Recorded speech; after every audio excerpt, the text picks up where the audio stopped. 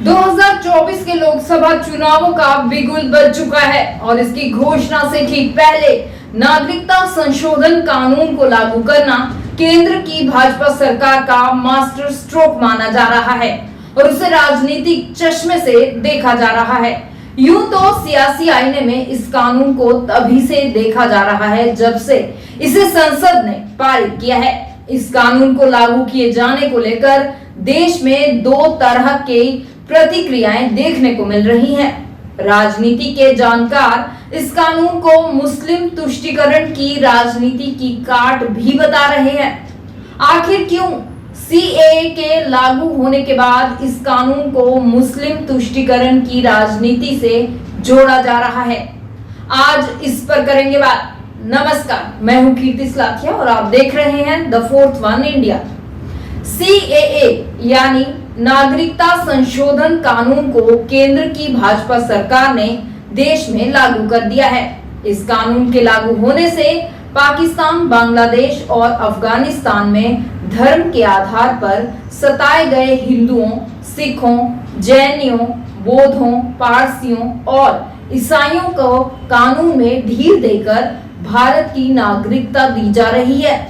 वहीं नागरिकता संशोधन कानून में बांग्लादेश और म्यांमार से आए मुस्लिमों को नागरिकता नहीं दी जा रही है, जिसको लेकर भारत के अंदर ही तथाकथित बुद्धिजीवी और विपक्ष के कुछ नेता भाजपा की सरकार पर तुष्टीकरण की राजनीति करने का आरोप लगा रहे हैं और इस कानून की राजनीति से प्रेरित बता रहे हैं। जबकि भारत सरकार की नजर में पाकिस्तान, बांग्लादेश और अफगानिस्तान मुस्लिम देश हैं। वहां मुसलमानों को धार्मिक आधार पर सताए जाने का कोई कारण ही नहीं है। वहीं दूसरी तरफ मुस्लिम तुष्टीकरण की राजनीति करने वाले राजनीतिक दल और स्वयंसेवी संगठन हैं। जाहिर है कि वे इस कानून के लागू किए जाने को दो तरह से देख रहे हैं। वे जहां इससे पहले की तरह अल्पसंख्यक विरोधी बता रहे हैं, वहीं इसे राजनीतिक दांव भी बता रहे हैं। विपक्षी दलों को लगता है कि सीएए के लागू होने का बीजेपी को सीधा फायदा पश्चिम बंगाल और असम जैसे राज्यों में मिलेगा, जहां राष्ट्रीय नागरिकता रजिस्टर यानी एनआरसी एक बड़ा मुद्दा है। असम में 1985 में अवैध बांग्लादेशी अप्रवासियों को मुद्दे को लेकर हुए आंदोलन के बाद भारत सरकार के साथ एक समझौता हुआ था, जिसके मुताबिक 25 मार्च 1971 के बाद बांग्लादेश से असम आए अप्रवासियों की पहचान की जानी थी और उन्हें बाहर करना था। इसलिए असम में एनआरसी का मुद्दा महत्वपूर्ण है।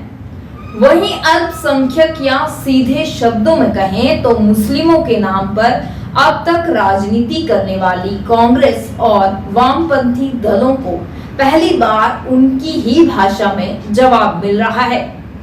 चूंकि आज की पूरी राजनीति चुनाव केंद्रित है और अगर भाजपा भी ऐसा कर रही है तो उसके समर्थक इसे अतीत की ऐसी राजनीति के जवाब के तौर पर देख रहे हैं। हमने कहा था हम सीएए लाएंगे।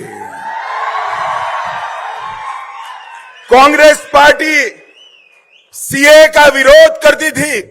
आजादी के वक्त से कांग्रेस पार्टी और हमारे संविधान निर्माताओं का वादा था कि बांग्लादेश, अफगानिस्तान और पाकिस्तान से जो शरणार्थी आएंगे, जो वहां की प्रताड़ना झेल कर आएंगे, उसको हम नागरिकता देंगे। मगर तुष्टीकरण की, वोट बैंक की राजनीति के कारण कांग्रेस पार्टी इसका विरोध करती थी। लाखों करोड़ों लोग पाकिस्तान से और बांग्लादेश से अपना धर्म बचाने के लिए, अपना सम्मान बचाने के लिए इस देश में आए, उनको नागरिकता नहीं मिलती थी। अपने ही देश में वो नागरिकता के बगैर अपमानित होते थे। नरेंद्र मोदी जी ने हिंदू, बौद्ध, जैन, ये सारे सिख, ये सारे लोगों को नागरिकता देकर उनका सम्मान करने का काम नरेंद्र मोदी जी ने किया है। भाई और बहनों, हमने इस शरणार्थियों को सम्मानजनक जीवन देने का काम किया है। उनकी संस्कृति, उनकी भाषा, उनका धर्म, उनके परिवार की महिलाओं का सम्मान, उसका रक्षा करने का काम किया है। और आज से कल से इस देश में आया हुआ हर एक शरणार्थी मेरे और आपके जितना ही अधिकारी है इस देश पर। ये अधिकार हम। हालांकि जब कानून पारित हुआ था तब शायद ही सरकार को इसके विरोध की इतनी उम्मीद थी, लेकिन इस बार सरकार पूरी तरह तैयार है और शायद यही वजह है कि इस बार राजनीति तो हो रही है, लेकिन पिछली बार की तरह हिंसक विरोध की गुंजाइश नहीं है। मोदी सरकार ने नागरिकता संशोधन कानून को लागू करके विपक्ष को एकजुट होने का एक और अवसर प्रदान कर दिया है। आज देश के सामने सबसे बड़ी समस्या महंगाई और बेरोजगारी की है। किसी को भी घर चलाना मुश्किल हो रहा है, इतनी ज़्यादा महंगाई हो गई है, कमर तोड़ महंगाई हो रही है। उधर हमारे युवा दर दर की ठोकरें खा रहे हैं रोजगार के लिए, उनके ऊपर डंडे लाठियां बरसाई जा रही हैं। ऐसे में सरकार बेरोजगारी और महंगाई का समाधान ढूंढने की बजाय सीए की बात कर रही है, तो ये बड़े दुख की बात है। ये सीए आखिर है क्या? बीजेपी की केंद्र सरकार का कहना है कि 3 देश, बांग्लादेश, पाकिस्तान और अफगानिस्तान, इन 3 देशों के अल्पसंख्यक जो हैं वो अगर भारत की नागरिकता लेना चाहें तो उन्हें भारत की नागरिकता दे दी जाएगी।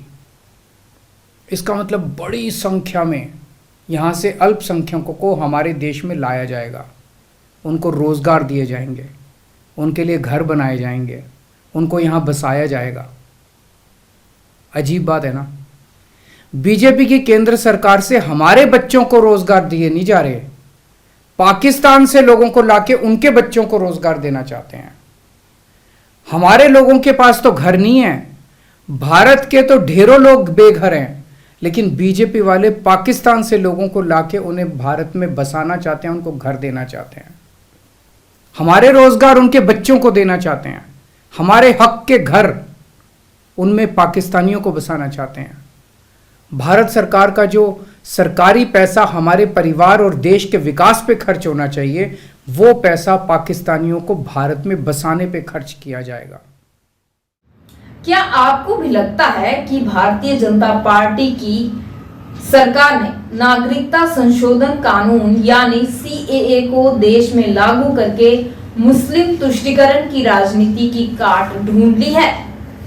अपनी राय कमेंट बॉक्स में जरूर दें और हमारे चैनल को सब्सक्राइब करना ना भूलें। ऐसे ही किसी और विषय के साथ फिर होगी आपसे मुलाकात। तब तक के लिए हमें दीजिए इजाजत और आप जुड़े रहिए द 4th वन इंडिया के साथ। धन्यवाद।